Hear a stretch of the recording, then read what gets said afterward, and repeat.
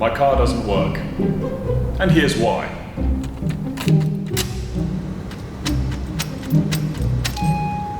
Nothing happens. And the conclusion of all this joy is that I have to replace my starter motor. Hooray! And this job is absolutely disgusting on a V8. Here's why. The starter motor is about there. And to get to it, you have to remove the everything. But how did this happen, I hear you cry? Well, picture the scene. I started my car, and it sounded a little bit weird. I then proceeded to drive to Bunnings, where once again, it sounded a little bit more weird. And on the way back, I decided to get some glorious snacks from a fuel station. And then it didn't work again. So I had to get embarrassingly pushed down a hill in order to bump start my car, and limp it back to my workshop. So here we are. Anyway, even though this is a massive job, it only requires 2 tools. This one for taking it apart, and this one for putting it back together again. And if you disagree and use this for putting it back together again, then you're an idiot. You also need to make sure that you're using a genuine Denso starter motor. If you don't, you're an idiot. And finally, you need to use proper genuine gaskets, because otherwise you're an idiot. People might also tell you can reuse the old gaskets because they're metal. Just add a little bit of sealant. And you guessed it. What's happening? I've got the goods, mate. You don't have to worry about any of that shit. You give her 20 Ugga-Duggas and she'll be alright. You just throw an 18G turbo in the... That's right. I'm not an idiot. Some people like it when I bully other YouTubers. Because it's fun. And that's enough intro garbage. It's time to rip apart an engine.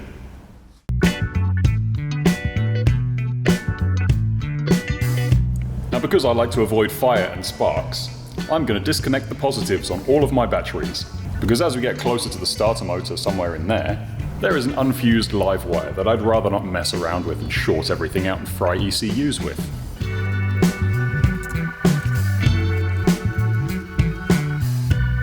And finally, we can start pulling things off, and by popular demand, light.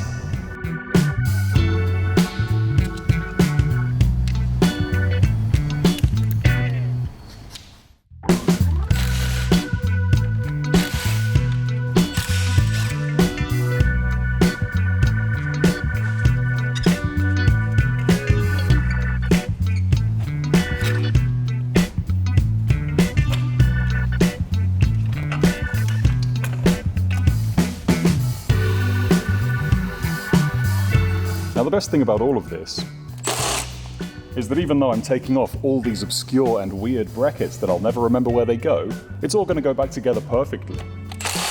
And this is because I have video footage, so I can just watch back and cheat, but I'm going to imply that I did it all myself without looking at any of it.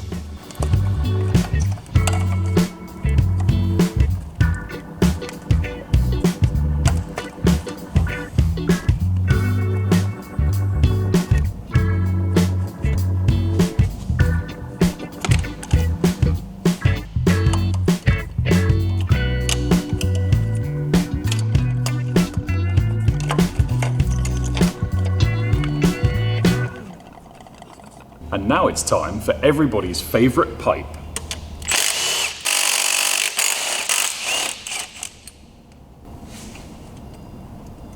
And if you don't know, now you know. Now from what I can tell, we're almost ready for that money shot, where everyone can tell me how bad my intake is because it's probably dirty, without knowing actually what it means.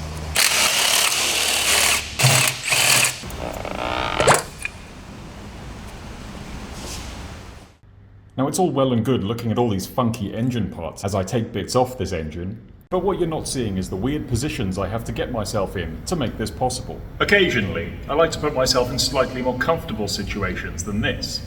Shut up and get back to work, because nobody thinks you're funny. Money shot.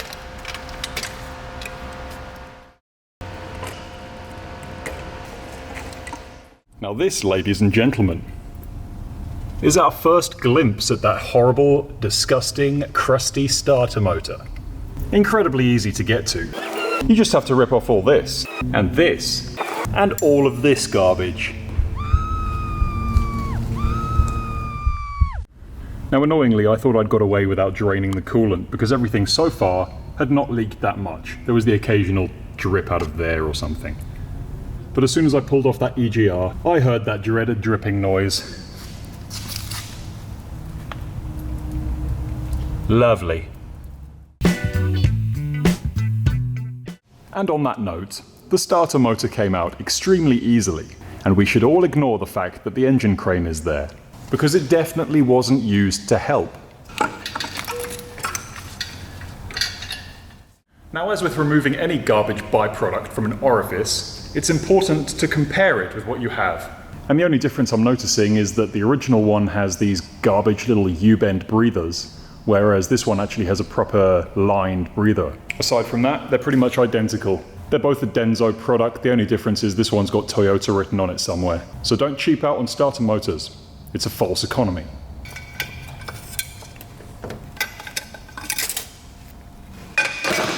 Now the main reason I took off that last little bit of intake is because I may as well clean all the intake stuff while it's here. I mean, it's not even bad. This is probably better than most vehicles you're gonna see. But I figured if I just blast it out with a pressure washer or something, get the worst of it off, put it back, it'll be better than it was before.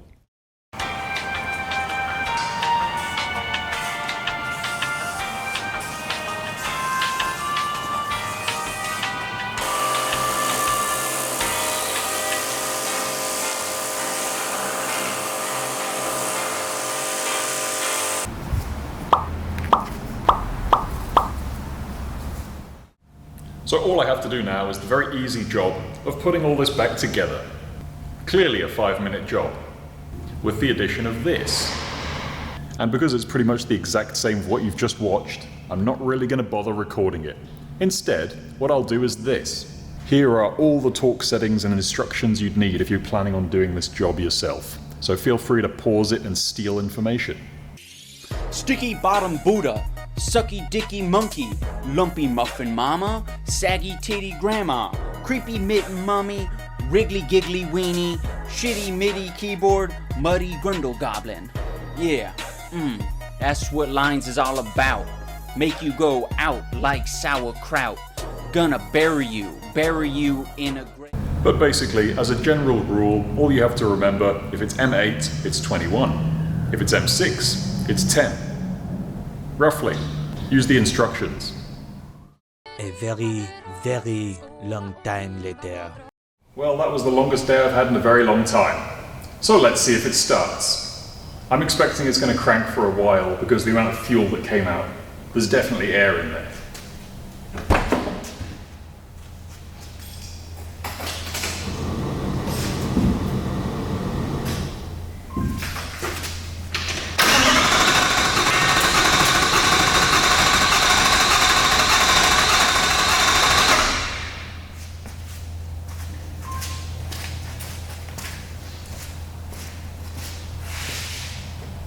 At least it cranks.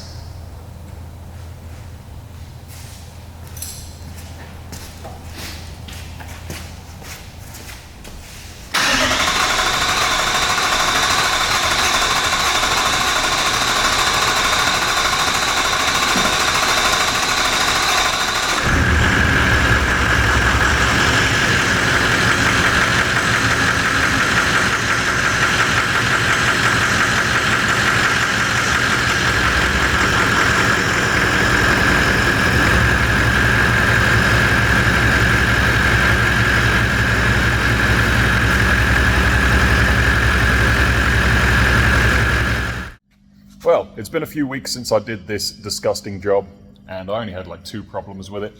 One of them was there was a diesel line that I didn't quite put on far enough and it leaked a little bit. Same thing with one of the coolant ones, because there's literally about 50 coolant lines that you have to tap into before you do this job. But apart from that, went quite well.